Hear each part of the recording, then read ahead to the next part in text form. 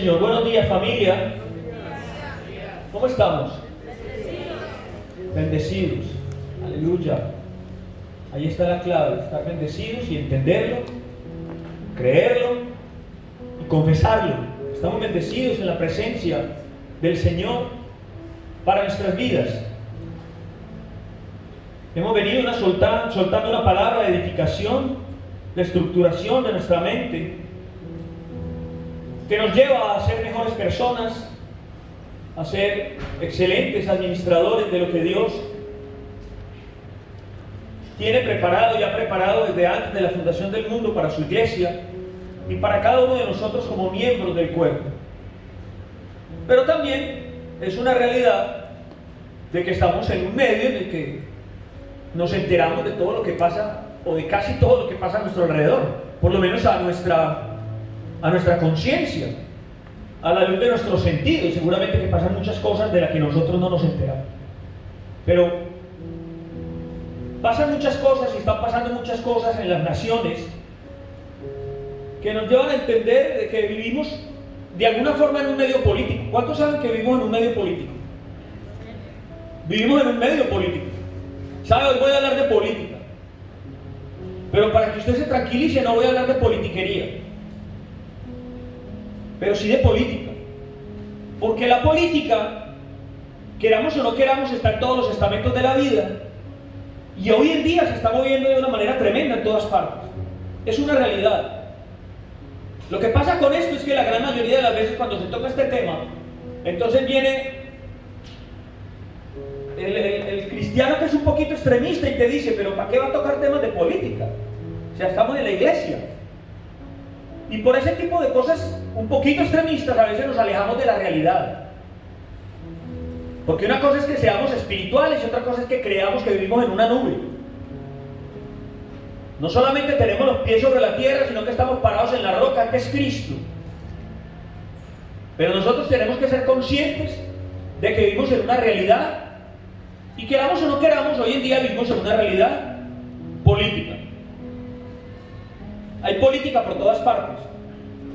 De hecho, el año pasado se realizaron los comicios en los Estados Unidos. Se escogió un nuevo presidente Joe Biden. Pero no solamente en Estados Unidos. Estamos viendo cosas y eventos políticos absolutamente por todas partes. Este año se están llevando elecciones presidenciales en muchos países del mundo, entre ellos Costa Rica, Brasil, Francia, Colombia, Hungría. Por todas partes se están viendo movimientos políticos. Y España no se queda atrás. España en este momento, hay los que han visto en televisión, hay un alboroto tremendo con los partidos políticos porque están escogiendo nuevos líderes que encabecen lo que se viene. Líderes que estén acordes con los pensamientos del partido, con las necesidades del pueblo, en fin. Pero España no se queda atrás con este asunto. Ahora, si vamos a hablar de política, no podemos dejar de hablar de un tema tan actual, o por lo menos mencionarlo, como la guerra que hay entre Rusia y Ucrania, que ya la hemos mencionado en alguno de estos domingos. Una guerra que seguramente se ha generado por desacuerdos históricos, por desacuerdos económicos, por desacuerdos sociales, por desacuerdos territoriales, o lo que llaman los políticos desacuerdos geopolíticos. Y eso nos enseña a nosotros que, queramos o no queramos, la política está metido en todos los estamentos de nuestra vida, en todos los ámbitos del ser humano. De una o de otra manera la política está metida, y de hecho, déjeme decirle, está metida en el reino de Dios. Pero nosotros tenemos que aprender a diferenciar de la política de los hombres con la política del reino de Dios. Porque la política del reino de Dios, escúcheme bien, se mueve dentro de los parámetros de una política estatal o una política de Estado, no de una política partidista. ¿Por qué? Porque Porque en el reino de Dios no se hacen comicios cada 4 años para escoger al rey. El reino de Dios existe, ha existido y existirá por la eternidad. Es el rey de los cielos y de la tierra. Es el rey del universo y absolutamente nadie se reunió para votar por él. Él es el rey de reyes y señor de señores. ¿Dónde está el problema? El problema es que nosotros relacionamos la política con los gobernantes de la tierra. Nosotros relacionamos la política con los que legislan, es decir, con los que hacen las leyes. Nosotros relacionamos la política con los que hacen los decretos y las leyes, iglesia. Es más, nosotros le relacionamos la política con todas esas personas que se reúnen a resolver problemas económicos, a resolver problemas sociales, a resolver problemas educativos, religiosos y políticos. Y ahí es donde está nuestro gran inconveniente. Pero porque hemos estado mal informados. Entonces, ¿dónde surge el problema realmente? En que el hombre usa, escúcheme bien, el hombre usa la política para empoderar la religión. Ahí es donde está el problema. Y lo peor de todo es la viceversa, que el hombre usa y ha usado la religión para empoderar la política. ¿Y eso qué causa, iglesia? Eso lleva a un proceso de secularización.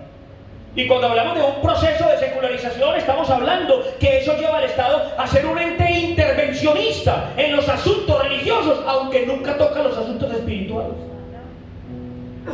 ¿Alguien me está entendiendo hasta aquí? Eso es delicado, porque no podemos hacer del Estado, no podemos secularizar nuestra vida espiritual. De eso hablamos la semana pasada. Y el Estado no puede ser de alguna manera parte de eso, porque se convierte en un ente, en un ser intervencionista en algo que no le corresponde. ¿Por qué? Porque el hombre usa la política para empoderar la religión, o usa, peor aún, la religión para empoderar la política. Entonces, familia, el problema es que el Estado de alguna manera interviene en asuntos religiosos, pero jamás tocará los asuntos espirituales. ¿Por qué? Porque el hombre como tal, el hombre del común, no conoce el verdadero significado de la palabra política. Porque el hombre no conoce que el verdadero significado de la palabra política es profundo. El verdadero significado de la palabra política es mucho más extenso de lo que a nosotros nos han enseñado. Déjeme decirle que la palabra política viene del griego polis, que significa ciudad, que significa población, que significa conglomerado, escúcheme, que significa congregación. Y a su vez esa palabra se deriva de la palabra paideia, que quiere decir educación, de donde viene la palabra paidagogos. De eso hemos hablado mucho. ¿Quién es el paidagogos? El paidagogos es el ayo. ¿Quién es el ayo? Es el esclavo, maestro, educador, que llevaba al niño de la mano a estudiar. Fíjese usted todo lo que encierra el verdadero significado de la palabra política y por qué en nuestro contexto espiritual sí podemos entender lo que esto significa y podemos trascender a este entendimiento. Porque quiera usted o no quiera estar envuelto en situaciones políticas, pero nosotros tenemos que empezar a entender la política desde el punto de vista del reino, desde el punto de vista del espíritu, y no como los hombres lo han entendido y como los hombres lo usan, como los hombres lo han utilizado. Entonces dice usted que la palabra política proviene y tiene un significado etimológico muy diferente a lo que nos han enseñado. La palabra iglesia, la palabra paideia quiere decir educación, y eso ya relaciona la política con temas de alguna manera que ellos tocan por los lados, digo yo, los hombres tocan por los lados. Esto me enseña a mí que la política entonces no solamente tiene que ver con temas gubernamentales.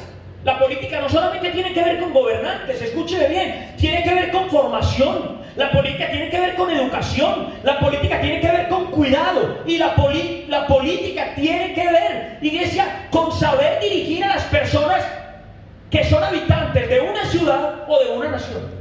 Saber dirigir de una manera correcta. Quiere decir eso que la verdadera política, según el reino de Dios, tiene como consigna velar por los ciudadanos de determinado territorio. Ojo con esto, velar por el bienestar de la ciudadanía, velar por los ciudadanos de determinado territorio. Por lo tanto, nuestra asignación como miembros del cuerpo de Cristo es el cuidado, la formación y la dirección escúcheme, la organización ¿de qué? De un grupo de ciudadanos que pertenezcan al reino de Dios, para hacer lo que la iglesia fue encargada que hiciera, para hacer lo que a la iglesia se le ha entregado por asignación, y es velar por el bienestar de los hermanos. Ahora, llegando a ese punto, ¿quién verdaderamente en el reino de Dios practica una correcta política? ¿Cuántos están entendiendo hasta aquí? Mire, puede parecer hasta aquí una palabra un poquitico, pero si entendemos un poquito esto, vamos a entender verdaderamente cuál es nuestra funcionalidad dentro del cuerpo de Cristo. El por qué y el para qué está usted hoy aquí. El por qué y el para qué usted escucha palabra cada 8 días. El por qué y para qué Dios lo metió a usted, sin usted buscarlo, sin usted quererlo, sin usted planearlo, planificarlo, dentro de la formación del reino, de los hijos del reino de Dios. Escuche bien, iglesia. Entonces el fin de todo esto y el fin de la política es llevar a la iglesia a hacer lo que la iglesia está determinada a hacer, y es velar por el bienestar de los hermanos. Velar por el bienestar de los hermanos. Por eso, iglesia, es que dentro de los códigos de la política divina está el orar por los dirigentes, el orar por los gobernantes, el orar. Miren, estos días escuchaba en internet un pastor diciendo, hablando del tema de Rusia y Ucrania, que no había que orar por los gobernantes. No, la Biblia dice otra cosa. La Biblia dice que hay que orar por las autoridades, que hay que orar por los que están en eminencia, que hay que orar, dice la Nueva Traducción Viviente, por los que están en autoridad, iglesia. La carta del apóstol Pablo a Timoteo, capítulo 2, versículos 1 y 2, para que usted lo busque. El tema no es ese, el tema es que nosotros tenemos que orar de manera de que tengamos acceso a Dios. Escuchen bien esto. ¿Cómo oramos? Porque esto entra dentro de todos esos parámetros políticos. ¿Cómo oramos? Tenemos que orar de manera de que tengamos acceso a Dios. Quiere decir eso que nosotros no podemos orar basados en los requerimientos humanos, por graves que sean. Y ahí es donde nosotros nos equivocamos. Escuche bien esto. Nosotros no podemos orar basados en los requerimientos del mundo, así sean de carácter doloroso, así sean de carácter urgente, así sean de carácter extremo. Nosotros tenemos que orar basados en la voluntad de Dios, fundamentados en la voluntad de Dios, única y exclusivamente. Cuando usted ora fundamentado en la voluntad de Dios, usted va a direccionar su oración. Ojo, así su oración de alguna manera parta de su propia necesidad. Pero si usted ora fundamentado en la voluntad de Dios, usted va a direccionar su oración de una manera correcta. Y lo digo en virtud de algunos hermanos que me llaman y me escriben: pastor, enséñeme a orar. Pastor, de mi dirección se la estoy dando en ese momento.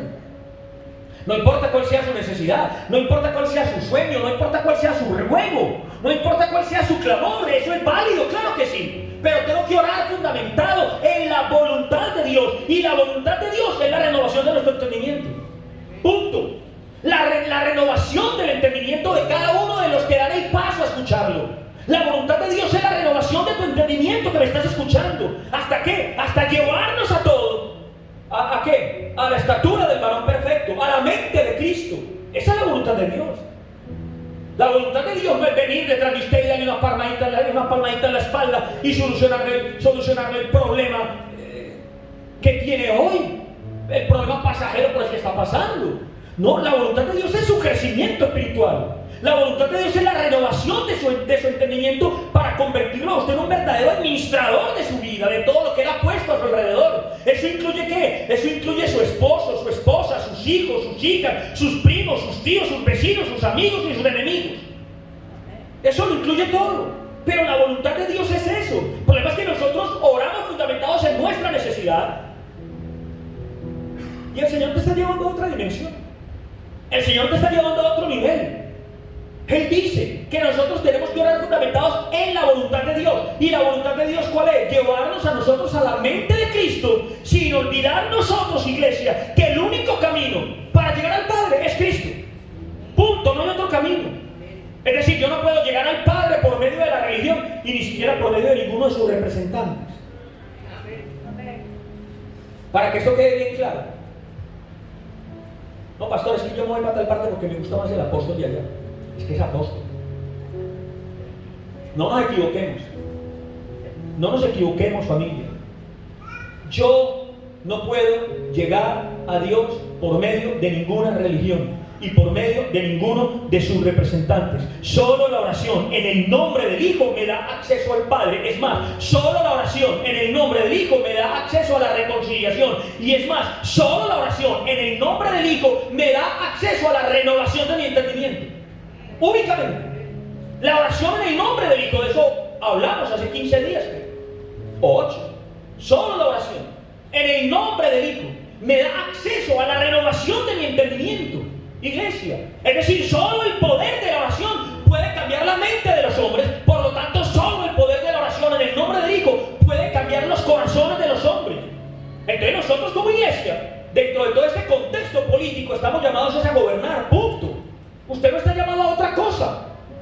Usted ha sido diseñado y a usted le ha sido entregado por medio del Espíritu Santo de Dios un Cristo poderoso para que usted sea un gobernante. Es más, nosotros hemos sido llamados a formar a la gente según que los parámetros del gobierno de Dios.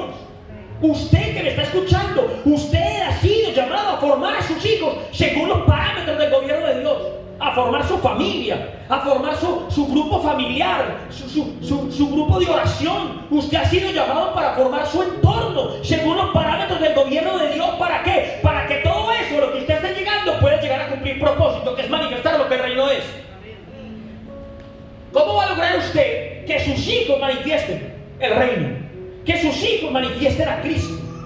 Es formándolos en los parámetros del gobierno de Dios, en los parámetros del reino de Dios, iglesia. Por eso es que nosotros tenemos que usar la política como una guía. No hay otra manera. Es lo que Dios nos está enseñando hoy. Muchas veces nos equivocamos y nos volvemos politiqueros. Y voy a votar por el uno, voy a votar por... No, tranquilo. Relájese que nosotros somos algo aparte de lo que hay allá afuera. Y nos tenemos que mover en un estado espiritual completamente distinto. Tomar decisiones partiendo de ese estado espiritual. Por eso tenemos que usar la política como una guía, iglesia, como un sistema de dirección gubernamental educativa, para poder bendecir a otros, para poder ayudar a los hermanos, para velar por el bienestar de la comunidad. Lo bonito de este asunto es que la iglesia primaria, la iglesia de Hechos de los Apóstoles, nos enseña a nosotros de una manera, yo diría magistral, cómo se organizaban ellos como comunidad, pero partiendo de qué? Partiendo de principios, partiendo de códigos y partiendo de estatutos que pertenecen al reino de Dios. ¿Me estoy haciendo entender? Vamos a ver el ejemplo. Oiga conmigo a Hechos de los Apóstoles, capítulo 2, versículo 42, 43 y 44. Dice la Biblia: y perseveraban en la doctrina de los apóstoles, en la comunión unos con otros, y partiendo el pan y en las oraciones. Y sobrevino temor a toda persona, y muchas maravillas y señales eran hechas por los apóstoles. Todos los que habían creído estaban juntos. Wow, mire usted esto, qué interesante. Y tenían en común todas las cosas, y vendían sus propiedades y sus bienes y los repartían a todos según la necesidad de cada uno. Y perseverando unánimes cada día en el templo y partiendo el pan en las casas, comían juntos con alegría y sencillez de corazón, alabando a Dios y teniendo favor con todo el pueblo. Y el Señor añadía cada día a la iglesia los que habían de ser salvos. Fíjese usted que tanto el diseño como la organización, como el desarrollo de la iglesia es un asunto político. Porque finalmente manejar una comunidad de ciudadanos de una manera organizada es un asunto político. Póngalo donde lo ponga y póngalo como lo ponga. Y escúcheme una cosa, desde el punto de vista histórico, desde el punto de vista etimológico, tanto la palabra, estoy hablando lingüísticamente, desde el punto de vista del lenguaje, tanto la palabra iglesia como la palabra reino son palabras políticas. ¿Por qué? Porque describen asambleas de ciudadanos. Tanto la palabra reino como la palabra iglesia son palabras políticas. ¿Por qué? Porque describen asambleas políticas, porque describen grupos de personas reunidos. Por lo tanto, iglesia, cuando una congregación se reúne en un local como la nuestra, se reúne ¿para qué? Para exponer, para enseñar y para discutir asuntos políticos del reino, no del partido favorito, sino asuntos del reino de Dios. Ahora entendemos nosotros entonces que la palabra iglesia es una palabra política, pero la iglesia no es política. Y aquí es donde quiero que todos me entiendan. La palabra, desde el punto de vista lingüístico, es una palabra política, pero la iglesia no es política. ¿Por qué? Porque la iglesia no tiene como asignación envolvernos a nosotros en procesos políticos según los conceptos humanos. No, esa no es la asignación de la iglesia. Por eso cuando se habla de política desde una tarima hay que tener mucho cuidado. Es muy delicado, porque la asignación de la iglesia no es envolver a la gente en asuntos políticos desde el punto de vista humano, sino traer los códigos del reino al contexto del hombre. Traer los códigos del reino al contexto de los oyentes, al contexto de los discípulos. ¿Para qué? Para entender asuntos de vida, para entender asuntos civiles, para meternos a todos en los asuntos del reino, a formar, a dirigir, a organizar, a enseñar comportamiento y a enseñar fe. Eso es lo que predicamos aquí. Por lo tanto, lo que estoy diciendo yo es que desde que estamos predicando asuntos políticos, que nos están poniendo a nosotros ¿en qué? En un contexto político. Y es el reino de Dios. Mire ustedes desde esa perspectiva el reino de Dios como una nación que contiene un congreso, una asamblea. ¿Y quiénes somos? Nosotros. Eso es lo que nos enseña la Biblia desde el punto de vista histórico. ¿Por qué nos desenvolvemos nosotros en un entorno político? ¿Sabe por qué? Porque yo aquí estoy tratando con ministros. A ver si nos entendemos. ¿Por qué nos desenvolvemos nosotros en un entorno político? Porque yo aquí estoy tratando con embajadores, yo no sé a quién estoy predicando, pero ¿por qué nos desenvolvemos en un entorno político? Porque yo aquí estoy tratando con embajadores del reino, yo aquí estoy tratando con ministros, yo aquí estoy tratando con ciudadanos del reino de los cielos, del reino de nuestro Señor Jesucristo. Eso es un contexto político. Yo aquí estoy tratando con ciudadanos que son ministros, pero que no fueron escogidos en unos comicios por los hombres, fueron escogidos por Dios, el Rey de Reyes y Señor de Señores, iglesia, para hacer cosas maravillosas en este mundo. Ahí es donde está la gran diferencia con la política del mundo. Entonces nosotros estamos tratando con gente que hoy tiene que entender que estamos metidos en la política, pero desde el punto de vista espiritual, no en la politiquería de los hombres, ni en la corrupción de los seres humanos, ni en la corrupción del mundo, sino en la política del reino de Dios, porque la iglesia no promueve candidatos. Donde cuando usted vaya a una congregación donde están promoviendo candidatos, váyase de ahí. La iglesia no promueve candidatos, la iglesia no está para promover partidos políticos. La iglesia no está para eso. La Biblia no nos enseña eso, iglesia. ¿Dónde está el gran problema, familia? El gran problema es que mucha gente se muere por aceptar un cargo político. Pero déjeme decirle, ningún cargo político lo hace a usted una nueva criatura.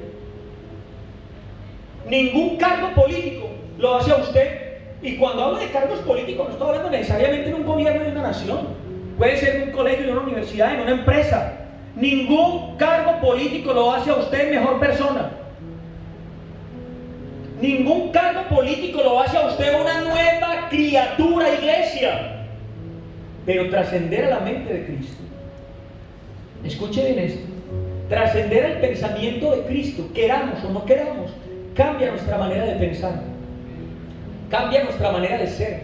Cambia nuestra manera de reaccionar. Cambia conceptos, cambia pensamientos, cambia comportamientos, nos cambia completamente, iglesia. Es decir, nosotros trascender al pensamiento de Cristo, eso nos sube al nivel de la tolerancia. Uy, ¿alguien entendió esto? ¿Alguien entendió esto? Porque es que el ser humano no sabe lo que estoy hablando. Eso nos sube a nosotros al verdadero nivel del amor. Eso nos sube al nivel del perdón. Algo que el hombre no conoce, que el hombre no ha vivido. Eso nos sube a nosotros al verdadero nivel del servicio, que es el nivel de Dios. Eso es, no un cargo político. No, eso es ser nuevas criaturas, transformarnos en nuevas criaturas, iglesia. Por eso el mundo tiene que saber, escúcheme bien, y eso es a través de sus palabras, eso es a través de sus actos, eso es a través de nuestro testimonio como miembros del cuerpo de Cristo. Escúcheme bien, el mundo tiene que saber que el Señor nos hizo nuevos en una vasija vieja. Claro. El Señor, escuche bien esto, iglesia, el Señor nos hizo nuevos en una vasija vieja. Por eso es que nosotros tenemos que tomar ya la decisión de dejar todo lo viejo atrás para poder adoptar la nueva naturaleza que Dios en Cristo nos está regalando. ¿Dónde está nuestro problema? Nuestro problema es que nos mantenemos apegados a cosas que sabemos que deben irse de nuestras vidas. Nos mantenemos apegados a cosas que nos hacen daño, familia. Algunos están apegados a cosas que consideran buenas y las quieren retener sabiendo que Dios las quiere sacar de su vida. ¿Alguien sabe lo que estoy diciendo? Permanecemos apegados a cosas que nosotros en nuestro espíritu sabemos que tenemos que desprendernos de ahí. Hay gente que está pegada a conductas que los están destruyendo. Hay gente que sigue cristianos que siguen apegados a conductas que los destruyen, familia.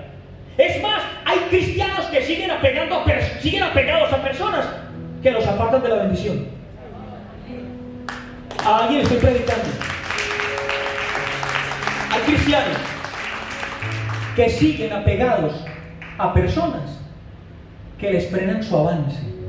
Y lo peor de todo, sabiendo que Dios los quiere soltar, no se quieren soltar. ¿Alguien sabe a quién estoy hablando? No se quieren soltar, familia.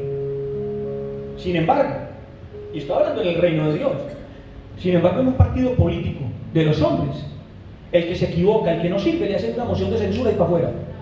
¿O no? Hoy no pregúnteselo a Rajoy o a Casado. Ese fue el problema de Rajoy, que se rajó.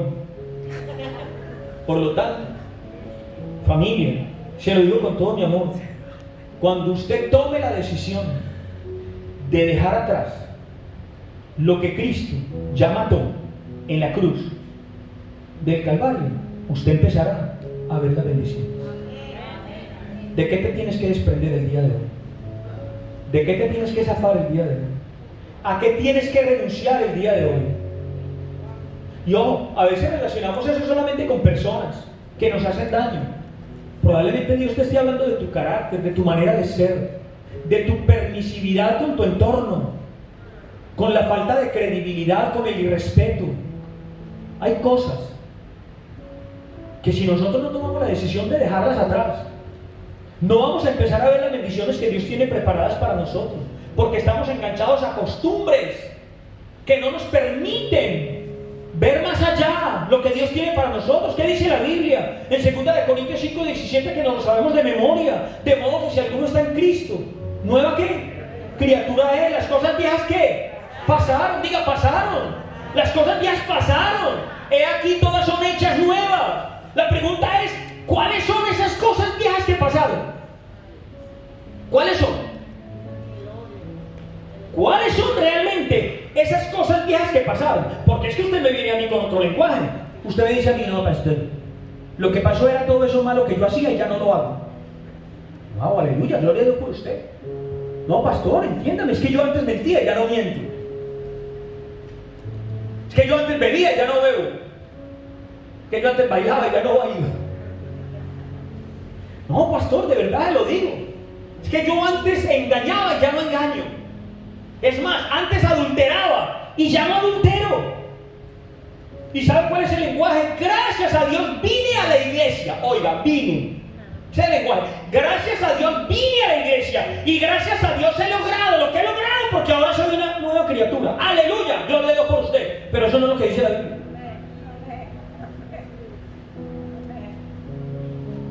Es más, ahorita me cuentan de quién estoy hablando para conseguir unas alitas que mi esposa sabe dónde las vende. En el chino, dije. Ese es el lenguaje. No, gloria a Dios he logrado. Gloria a Dios por la iglesia. Gloria a Dios vine. No fui llamado ni escogido por ningún Dios. No, yo vine aquí. Y he logrado. Pero el versículo que sigue, el número 18, dice otra cosa. No es de nosotros. No es de nosotros, sino de Dios. Punto. Eso te excluye. No es de nosotros, sino de Dios, quien nos reconcilió consigo mismo. ¿Por medio de quién? De Cristo. Por lo tanto, iglesia, no se trata de nosotros, ni de nuestras decisiones, ni de nuestro esfuerzo, ni de nuestras capacidades. ni de nuestro sacrificio. Fue Dios el que nos reconcilió, es decir, nos sacó de ese sistema caído, de ese sistema adámico de condenación, y nos llevó, nos involucró en las maravillas de su reino. Tenemos que convencernos de una cosa: todo, absolutamente todo lo que pasó antes en nuestras vidas es de Adán. Todo, sin excepción. Y estoy hablando partiendo del entendimiento de la muerte, cruz, sepultura y resurrección de nuestro Señor Jesucristo. De ahí para atrás, todo lo que nosotros experimentamos, todo lo que nosotros vivimos, todo lo que nosotros hicimos es de Adán. Y solo Cristo, no más que Cristo, pudo darle muerte a eso para reconciliarnos con su Padre. Solo Cristo, familia. Por lo tanto, todo lo que representa la vieja creación, las mentiras, los engaños, las envidias, los celos, lo que la Biblia llama las obras de la carne. Escúcheme, todo aquello que usted vivió, que yo viví, que todos experimentaron, todo eso se quedó en la cruz. Yo no sé si usted viene sufriendo hasta aquí por alguna cosa que usted no tiene que sufrir, porque todo eso, no, alguien está entendiendo, todo eso se quedó en la cruz. ¿Cuántos dicen amén? Todo su sufrimiento, todo lo que usted sufrió con sus hijos, con su suegra, con su yerno, con su marido, con su esposa, todo lo que usted vivió, todo eso que usted experimentó, se lo voy a repetir, se quedó en la cruz. Porque usted no dice amén, porque nosotros tenemos que entender qué fue realmente lo que pasó en la cruz. Es que hay algunos que todavía no lo han entendido, y yo ya lo voy a explicar. Tenemos que entender exactamente qué fue lo que pasó en la cruz. Mire, comienzo diciéndole lo siguiente: antes de la cruz había un acta contra usted. ¿Cuántos lo sabían? Y esa acta estaba llena de decretos: decretos de muerte, decretos de engaño, decretos de condenación, decretos de quiebra, decretos de infidelidad, decretos de inmundicia, decretos de traición. Sí, había un acta contra usted antes de la cruz. O sea que todos los hombres del Antiguo Testamento se desarrollaron en ese contexto. Wow. Cuando le digo todos, es todos, para que de alguna manera bajemos algunos del pedestal donde los tenemos.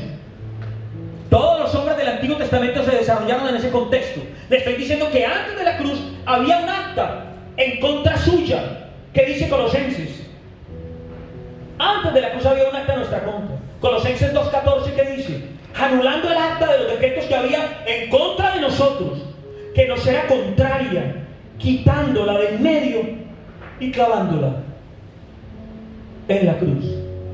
Si alguien no me está entendiendo, déjeme decirle: todos los poderes del mundo estaban rodeando la cruz. Todos los poderes del mundo.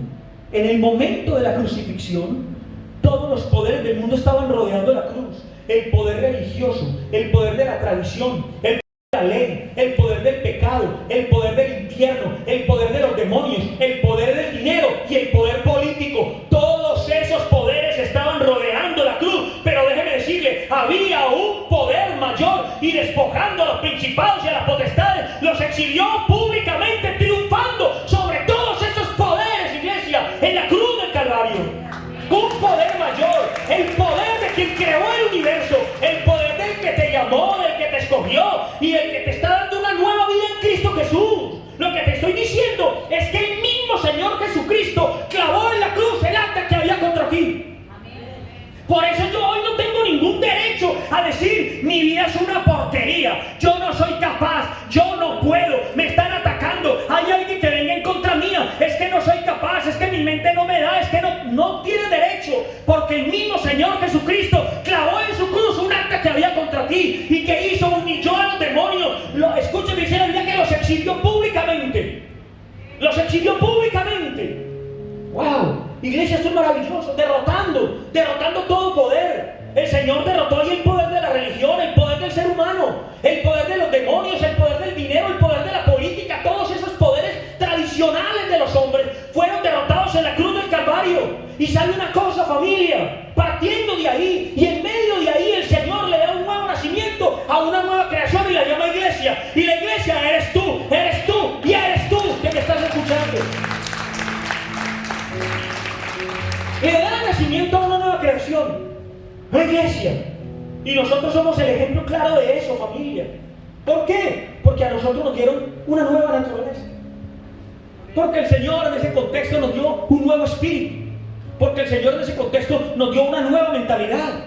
Porque nos dieron una nueva ley. Porque el Señor nos dio un nuevo pacto. El tema es que nosotros decimos, ok, entonces yo he recibido una nueva naturaleza, he recibido un nuevo espíritu, he recibido una nueva ley, he recibido un nuevo pacto, pero yo me lo veo igual. ¿Es verdad? Nos vemos igual. Pero pastor, ¿usted qué está hablando? Que cada 8 días habla tan bonito ahí, pero es que yo me veo igual.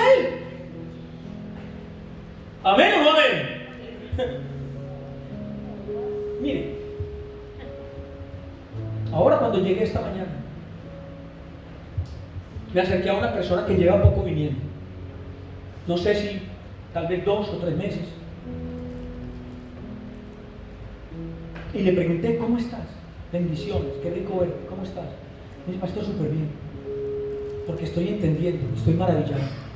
Porque he cambiado tremendo mi modo de pensar. Ha cambiado todo lo que yo tenía, lo que había en mi mente. He cambiado completamente mi manera de ser. Y ese es el objetivo real de la iglesia.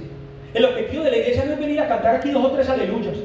Aleluya, gloria a Dios, y salir, wow, levantados, ilusionados, y mañana otra vez vueltos nada. No.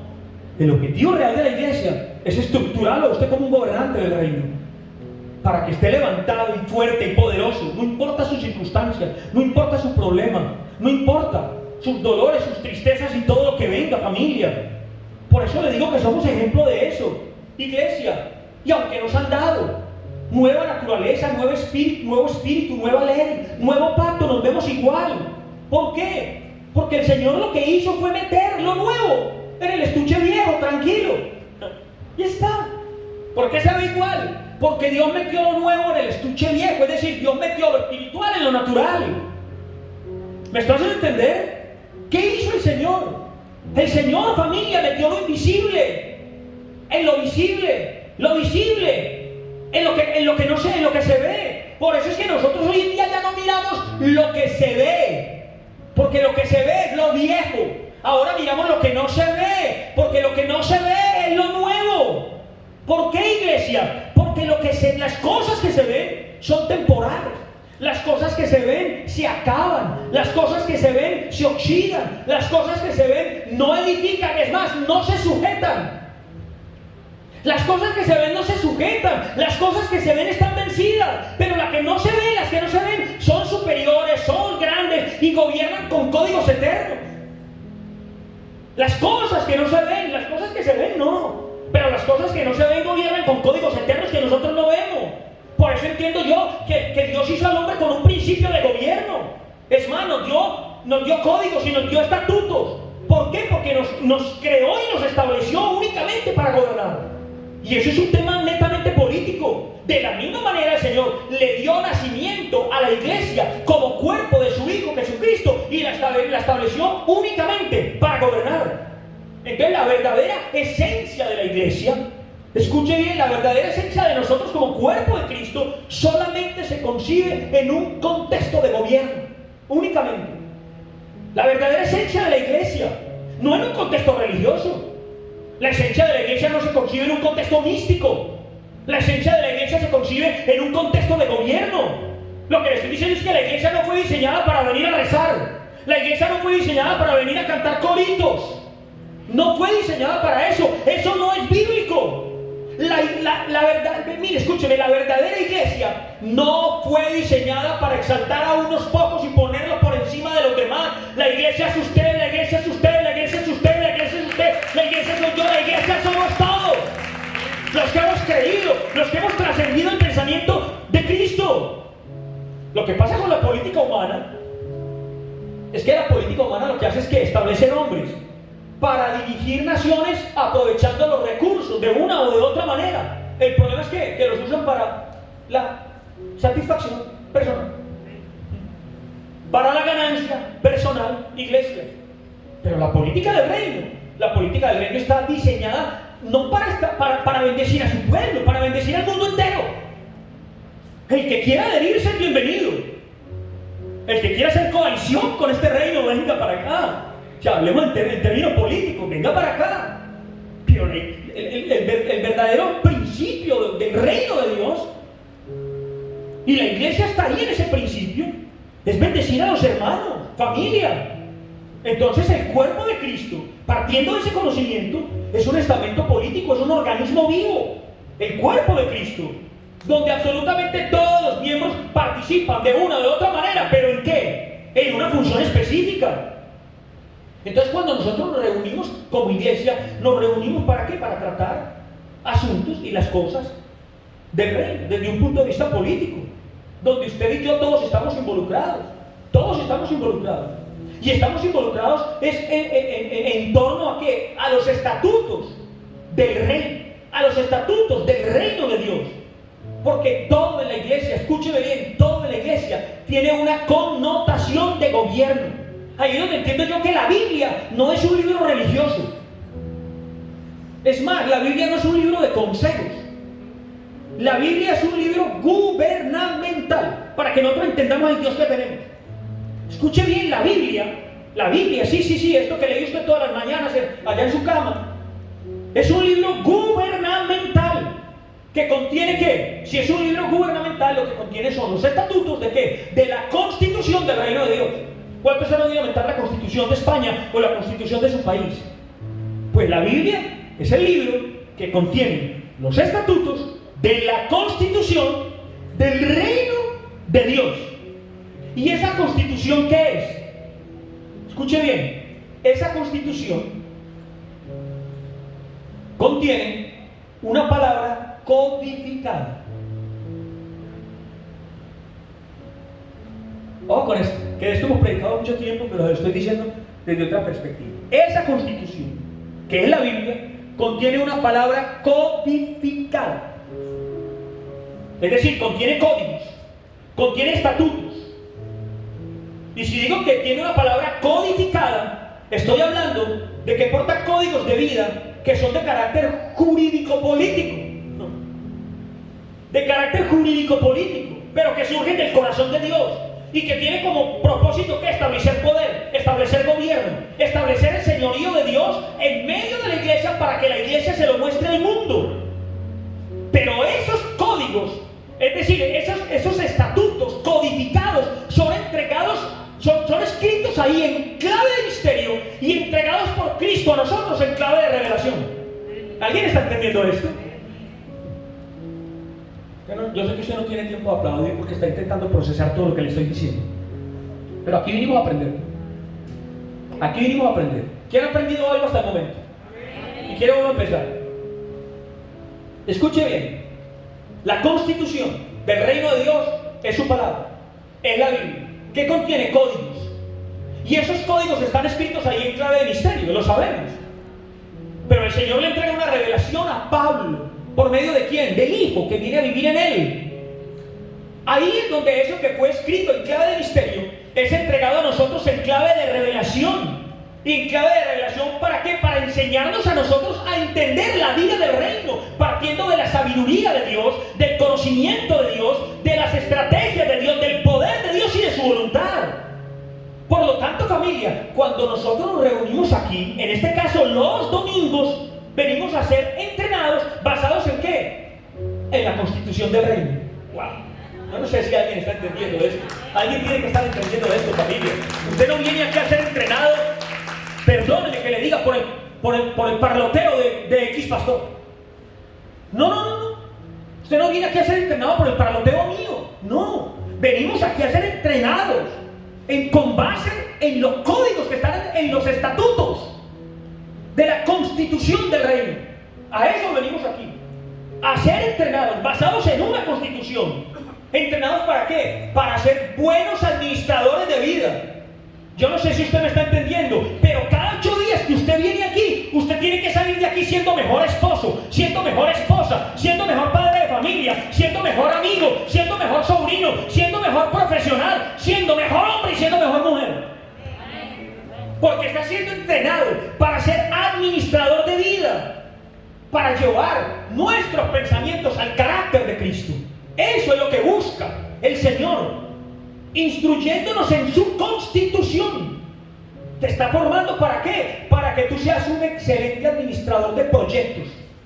Oh, yo no sé si usted me está entendiendo, pero hay alguien aquí con ganas de montar un negocio, pero hay alguien aquí con ganas de un nuevo trabajo, pero hay alguien aquí con ideas, pero hay alguien aquí que está pensando más allá. Pues te voy a decir, conéctate con el Espíritu Santo, que todas las verdades que tú necesitas para ser un excelente profesional están incluidas en la constitución del reino de Dios, que contiene los estatutos del rey, nuestro Señor Jesucristo. A eso venimos a ser entrenados. Es decir, esto es un proceso de aprendizaje. No diga en su casa que usted viene aquí a alabar a Dios, porque si usted viene aquí a alabar a Dios, usted está equivocado. Usted tiene que alabar a Dios en su casa, usted tiene que alabar a Dios en su coche, usted tiene que alabar a Dios en su trabajo, usted tiene que alabar a Dios en la esquina, usted tiene que alabar a Dios en la panadería, en la zapatería, claro, usted viene aquí a aprender. Aleluya. Aquí venimos a ser formados en los decretos de un acta nueva. El Señor clavó el acta del pecado allá en la cruz, pero nos dio una constitución maravillosa que contiene los estatutos del reino de Dios. Por eso nosotros no venimos aquí a ser más religiosos, sino a ser entrenados como buenos y excelentes ciudadanos del reino de Dios.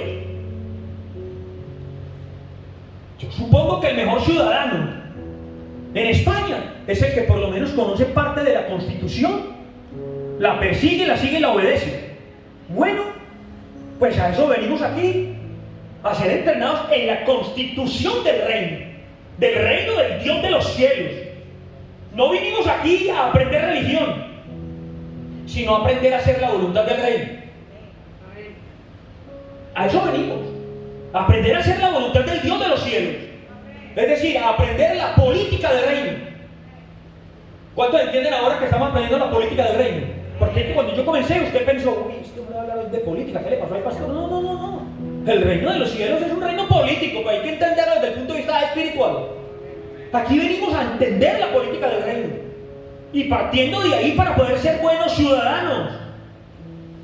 Y por eso es que nosotros tenemos que entender qué fue lo que pasó con esa primera iglesia que leímos ahora.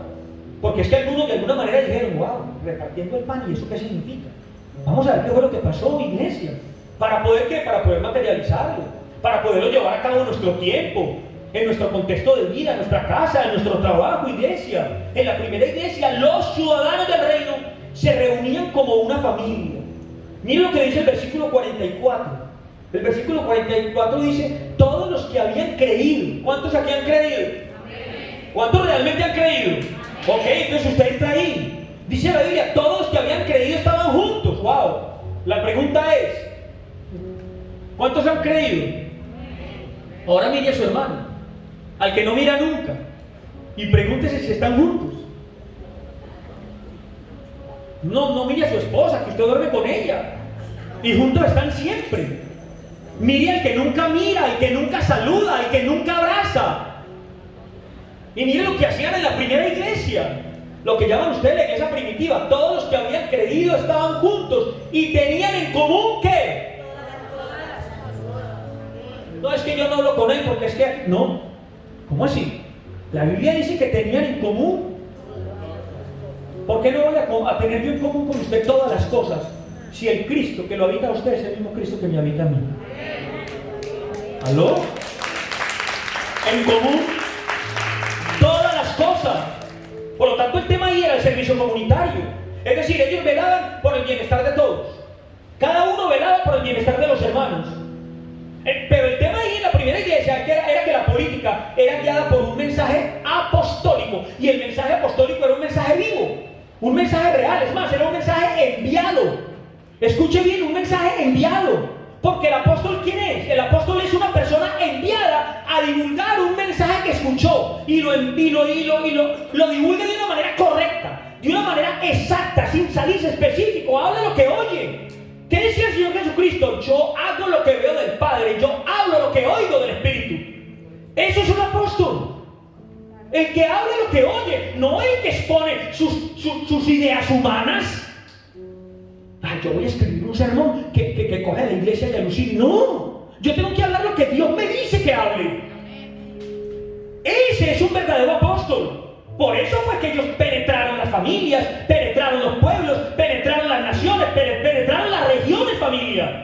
Porque su dinámica era el compañerismo. Ellos estaban juntos, comían juntos, se ayudaban los unos a los otros. La pregunta mía es: ¿cuándo fue la última vez que ayudaste a tu hermano? Por lo menos que lo escuchaste. Se ayudaban los unos a los otros, compartían el pan, compartían la palabra y compartían la oración, compartían los recursos, porque entre ellos conocían las necesidades de los hermanos. Tú sabes qué está pasando con el que tienes atrás, sabes lo que está pasando con el que tienes a un lado o adelante, familia. Ellos compartían todo como familia, es decir, no, como familia de Dios no sufrían solos. ¿Sabe? Que de eso sufrimos de sufrir solos, cuando supuestamente pertenecemos a un cuerpo donde todos, a la luz de Cristo, somos hermanos. Pero sufrimos de sufrir solos. Ahora, lo que dice la Biblia no quiere decir que cada uno pagaba las deudas económicas de los otros. No, ellos llevaban la carga de los hermanos en oración. Por eso es que nosotros tenemos que salir de esa centralización de la oración en mi vida y en mi familia y punto. Nos olvidamos no solamente de los gobernantes, que hablamos ahora, sino que nos olvidamos aún del cuerpo. Nos olvidamos de nuestros hermanos, de las necesidades de los hermanos, de lo que pasa con los hermanos. ¿Sabe qué dice Pablo? Pablo dice que cada uno lleve la carga del otro. Gálatas capítulo 6, versículo 2. Sobrellevad los unos las cargas de los otros. ¿Cuántos aquí están llevando las cargas de los hermanos? Levanten la mano. ¿Ven? ¿Se dan cuenta? Miren alrededor y verán que no ve la mano levantada. Así que dentro de 8 días todo el mundo tiene que levantar la mano cuando yo haga esta pregunta. Pablo dice: llevad cada uno las cargas de los otros. Y carga en griego es el griego baros, que quiere decir penuria o quiere decir opresión. ¡Wow! Sobrellevar cada uno la opresión, la penuria, los problemas. Por lo tanto, escuche, el apoyo en oración entre ellos era total. Y lo que nos está diciendo la Biblia es que en lugar de nosotros quedarnos a la distancia, criticando, debemos acercarnos con un buen espíritu. No quedarnos a la distancia señalando al hermano. Ese vicio lo tenemos que acabar hoy. Es acercarnos con un buen espíritu, con buen entendimiento, acercarnos para orar por la penuria, por la tristeza, por el problema, por la opresión. Hay hermanos que están oprimidos, que tienen problemas personales, problemas familiares, y nosotros ni siquiera nos enteramos. ¿Y sabe cómo termina el texto diciendo? Póngame el texto anterior, por favor. Y cumplir así la ley. Dios mío.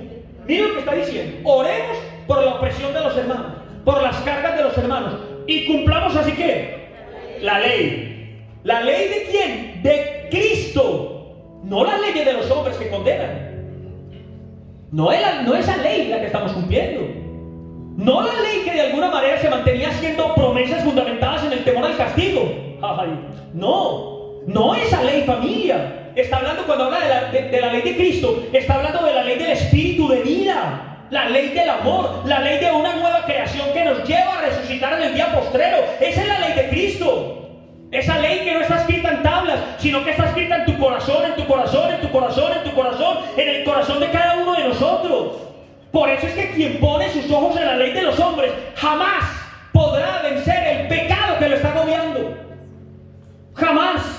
El que pone sus ojos en la ley de los hombres jamás podrá vencer la tentación que lo asedia, ni los problemas. Mire, escuche bien esto. Tratar de agradar a Dios por medio de la ley es estar en pecado. Escriba. Esto nos tiene que sacar a nosotros de ese contexto religioso. Tratar de agradar a Dios por medio de la ley es estar en pecado. ¿Por qué? Porque quien depende de su propio esfuerzo o del esfuerzo de los hombres siempre fracasa. Siempre. Entonces el texto, ¿a qué nos está invitando? El texto nos está invitando a contemplar a Jesús cara a cara, al autor y consumador de la fe. ¿Dónde está el problema?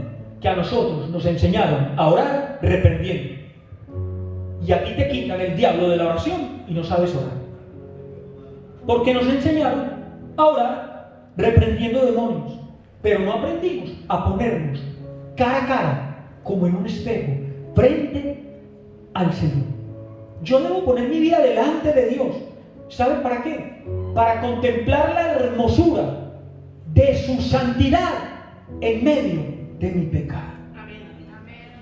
Para contemplar la grandeza de su justicia en medio de mi injusticia.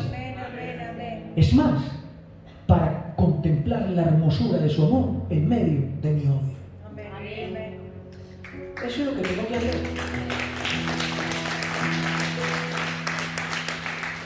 Y eso no se aprende, ni se hace mirando leyes. No, familia. No se aprende bien. Es más, el que pone sus ojos en la ley está condenado. Dice la Biblia, está condenado. Pero cuando tú miras, y ya sabemos la diferencia entre ver y mirar. Cuando tú miras, familia, empiezas a conocer y a vivir la justicia de Dios. Ahí es cuando tenemos que poner nuestra vida delante del Señor, iglesia. Cada uno debe poner su vida delante del Señor. Entonces Pablo dijo que cada uno lleve la carga del otro. Sin embargo, unos versículos más adelante, en el versículo 5 dice, porque cada uno lleve su propia. Antes dijo que cada uno lleve la carga del otro. Y ahora dice que cada uno lleve. Eso es una salida política. ¿No es que Pablo también era político? Una realidad muy política. Primero dijo que cada uno lleve la carga del otro. Pero ahora dice que cada uno lleve su propia carga. Eso es una solución política. Pero ¿qué pasa? ¿Qué está diciendo Pablo? Que es que hay cosas en las cuales tenemos que tener responsabilidad.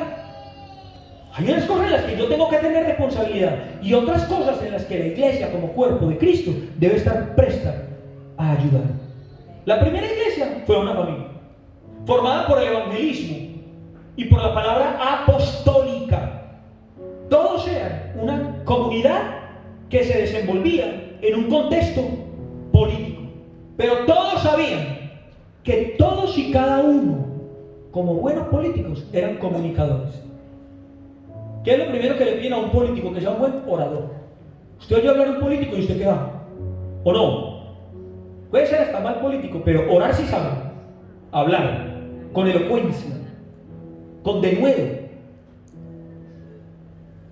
Pero el que es ciudadano del reino, el que está formado y fundamentado en los decretos y estatutos que están en la constitución del reino de Dios, está preparado y siendo preparado para comunicar que Cristo es el Señor. Que en Cristo Jesús Dios nos hizo a nosotros nuevas criaturas. Que en Cristo Jesús Dios metió en este estuche visible el poder del Espíritu invisible para llevar este mundo al sitio donde Dios lo tiene planeado. Con eso te estoy diciendo, alrededor de tu vida hay un montón de gente.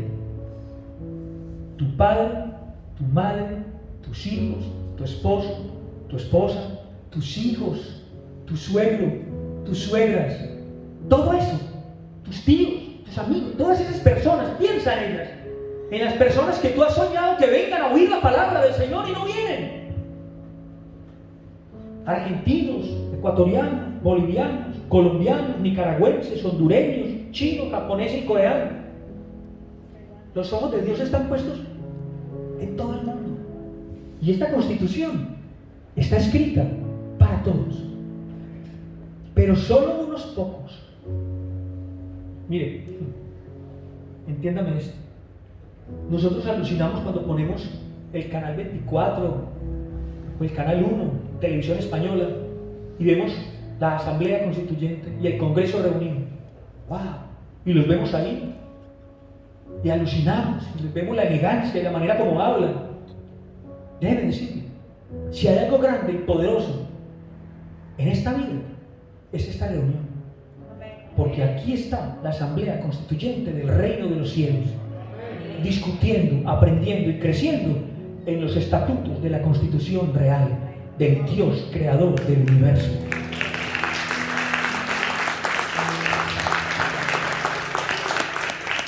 puede sonar muy bonito.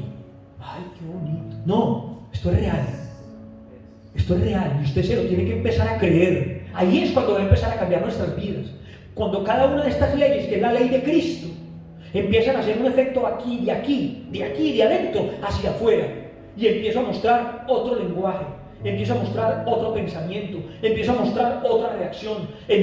Cuando yo subo al nivel de la tolerancia, al nivel del amor, al nivel del abrazo, al nivel de la amabilidad, al nivel del respeto, al nivel del entendimiento, al nivel de la igualdad, cuando yo entiendo eso en Cristo Jesús, entonces yo soy un verdadero embajador del reino de los cielos, que me he levantado en un contexto político y he sido formado en un contexto político, pero no de la política de los hombres, sino de la política del reino de los cielos, una política espiritual que nace del corazón de Cristo para formarnos a nosotros como una asamblea constituyente. Familia, yo creo que esto nos lleva a nosotros a una posición fuerte de responsabilidad con respecto a todo el entorno de nuestras vidas. Así de sencillo. Mire, yo veía en estos días como, ya para terminar, en estos días veía como sacaron ¿cómo se llama? El del Partido Popular, a Casado, y pusieron a Alberto Núñez Feijóo. Y él escoge su fórmula y escoge a Cuca Gamarra, que es una señora muy inteligente, muy elocuente, y listo, la escogió ahí para ser su segunda en esta carrera. Y uno se pregunta, bueno, ¿y ahora ella qué tiene que hacer? Porque le están dando un puesto de responsabilidad y de importancia. ¿Por qué no se pregunta usted? ¿Por qué no se pone la mano aquí por un momento? Póngase la mano en el pecho para que terminemos esto. Póngase aquí y diga, Señor, yo hoy creo que tú me has hecho un ministro y me estás haciendo un ministro de tu reino. Yo sé que tú estás haciendo de mí un embajador. Y un embajador es el que va a representar un reino a otra nación. Si yo soy embajador del reino de los cielos, tengo que representar este reino afuera en el mundo. Gracias, Señor, por hacerme un embajador. Gracias, Señor, por hacerme un ciudadano de tu reino. Ahora la pregunta es, como Cuca Gamarra, ¿ahora qué tengo que hacer? ¿Cuál es el paso que tengo que dar? Pues déjame decirte, seguirte formando en las verdades del reino, seguir creciendo y seguir siendo estructurado para que seas lo que Dios ha planeado para ti. Una excelente persona, un excelente padre, un excelente amigo, un excelente novio, un excelente esposo, una excelente esposa, un excelente negociante, para que seas un hombre y una mujer justo, que no le quita nada a nadie, que no miente, que no engaña, que no maltrata, que no se aprovecha de la debilidad de los demás, sino que abraza, ayuda y ayuda a levantar. Eso es empezar a ser un verdadero embajador del reino de los cielos y un verdadero hijo de Dios y ciudadano de su reino. Señor, te doy gracias. Te doy gracias, Padre Santo, por tu amor, porque en el poder de tu palabra y en la sabiduría de tu escritura encontramos nosotros las verdades que están ahí, plasmadas, selladas, impresas, como estatutos y códigos perfectos que pertenecen a la constitución divina, la constitución del reino de los cielos. Gracias, Señor, por darnos acceso a través de tu Hijo Jesucristo a las verdades que están escritas ahí en clave de misterio, pero que tú nos has revelado y que le has revelado a la generación de Pablo y le has entregado en clave de revelación y que ahora son iluminadas a nosotros por medio de tu Santo Espíritu. Dile gracias, Padre, por hacerme dueño de verdades que antes no entendía, de verdades que estaban lejos de mi conocimiento y de mi entendimiento y que ahora me llevan a ser mejor esposo, a ser mejor padre, a ser mejor mamá, a ser mejor papá, a ser mejor hermano, mejor hermana. Gracias, Espíritu Santo, porque estás haciendo de mí un gran ciudadano de tu reino. Yo hoy me comprometo, si no tengo la facilidad de la oratoria, pero sí predicar por medio de mi testimonio, de mis palabras, de mis acciones, de mi comportamiento, de mi ejemplo como hijo de Dios. Gracias, Espíritu Santo, por todos los que me están oyendo, por todos los que están oyendo tu palabra, que están trascendiendo a otra dimensión, que están subiendo al nivel del amor, de la tolerancia, del perdón, de la bondad, de la benignidad, de la ayuda, de la colaboración, del servicio. Te bendigo, Padre, y descansamos en ti, en el poder de tu palabra, para seguir avanzando según el propósito eterno. En el poderoso nombre de tu Hijo Jesucristo. Amén y amén.